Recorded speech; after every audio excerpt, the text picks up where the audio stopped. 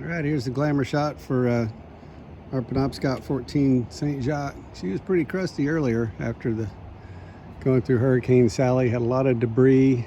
We didn't realize till today a lot of the debris off of the trees had been wedged up into her centerboard trunk. So we took her out earlier, plopped her in the water. Skipper climbed in and started pouring water in the trunk, and had a knife and a stick. Sat there working it till she got all the gunk out of there. But so since we had all the bits out, we went ahead and went out. Thought I was going to row, but Skipper had me pop the sail. We sailed around a little bit, nice breeze, probably 8 to 10 today, steady on the bay. So we got the trunk all freed up. Thought for a minute we might have to careen the boat and get underneath and pull stuff out that way, but Skipper got it all out.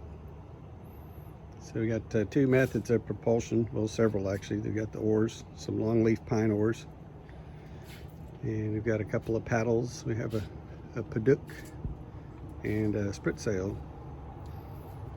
So boat's name is St. Jacques.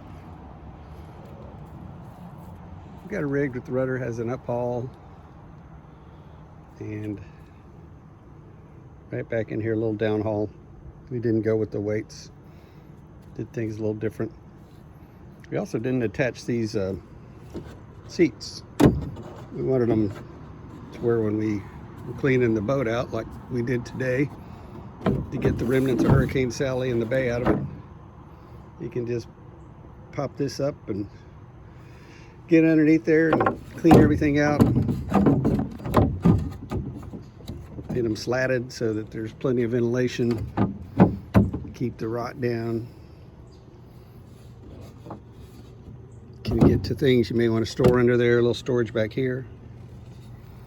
There's a little secret piece there that came off the 1880s rowboat Barbashila. Chunk that couldn't be reused, so we used it as a little backer block for a cleat that I put there. Not sure what I intended to tie off on that cleat, but it's there. So we sprayed the inside with some, rinsed it out, sprayed it down with some Tilex, rinsed it all out again. The Tilex works great to take care of any little mold and mildew that may be forming.